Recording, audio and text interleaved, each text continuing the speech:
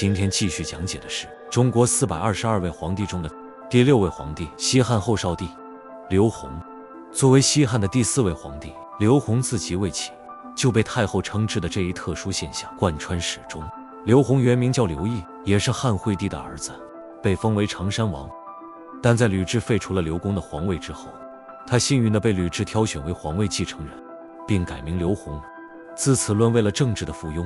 当吕后为了再次巩固权力，将吕禄之女立为皇后时，她的婚姻也成了政治筹码。此时未央宫中的龙椅俨然成了吕氏架空刘氏江山的道具。而刘宏畏惧吕后的威严，也明白祸从口出的道理，所以他当上皇帝以后，没有像他兄弟刘公一样当愣头青，只是老老实实的任由吕雉摆布。在位期间倒也相安无事。然而命运的转折总是在不经意间降临。公元前180年，掌控西汉3代皇帝长达15年之久的吕后，在权力的巅峰病逝。一直被压制的刘宏似乎迎来了成为真正皇帝的契机。可事情的发展远非那么简单。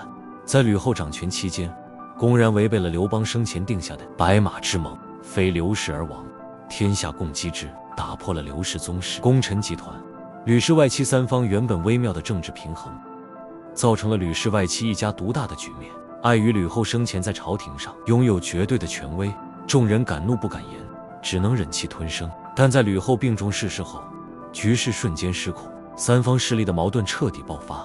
以周勃、陈平等人为首的功臣集团联合刘氏宗亲，迅速发起了诛吕之役。他们的目的并非改朝换代，而是为了拨乱反正，安定刘氏正统地位，恢复汉室的正常秩序。诛吕之役首先由刘氏宗亲齐王刘襄起兵揭开序幕。他在齐地征兵，随后传檄各诸侯，隶属吕氏罪行，宣称要率兵西进，诛杀那些不应当为王的吕氏子弟。刘襄此举一方面是出于捍卫刘氏江山的义愤，另一方面也不乏争夺天下最高权力的野心。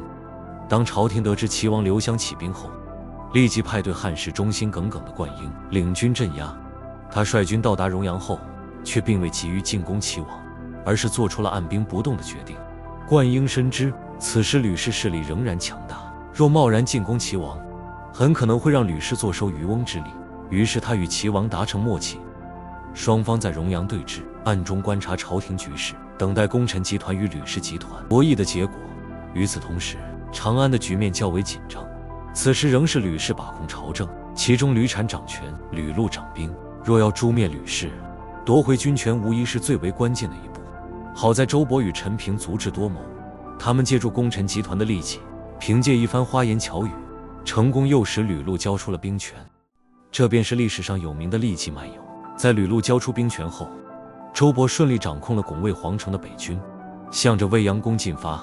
此时身在宫中的丞相吕产设能及时察觉局势变化，不知吕禄失去了兵权，面对周勃等人的行动，他只能仓促逃跑，最终被朱虚侯刘璋斩杀。吕产死后，吕氏瞬间群龙无首。刘璋趁势在宫中快刀斩乱麻，将吕氏势力清理干净。随着吕氏被灭，西汉朝廷迅速稳定下来。此时看似即将迎来转机的刘宏，却因自己身为吕后孙子的特殊身份，陷入了更为窘迫的境地。功臣集团和刘氏宗室深知，刘宏一旦长大成人，凭借其与吕氏的血脉联系，谁也不能保证他会不会对参与诛吕之役的众人痛下杀手，为吕氏报仇。出于对自身安危的忧虑，众人索性一不做二不休，开始谋划废除少帝刘宏。随后他们散布传言，说少帝刘宏血统不明，难以担起汉室江山的重任，主张废末。最终刘宏又一次牺牲，在权力的纷争下被众人废末。紧接着，在功臣集团和刘氏宗室的权衡利弊下，拥立了母族势力弱小，在朝中根基较浅的刘恒作为西汉的新一任皇帝。刘恒登基后，刘宏被杀害，年仅12岁。刘宏和刘公的命运是可悲的，他们在少不更事的年纪，都成为了吕后掌权的牺牲品。可能当皇帝对他们来说，不是他们自己的选择，但从当上皇帝那天起，他们的命运与结局便已经注定。下一集我们继续来讲中国的第7位皇帝汉文帝刘恒。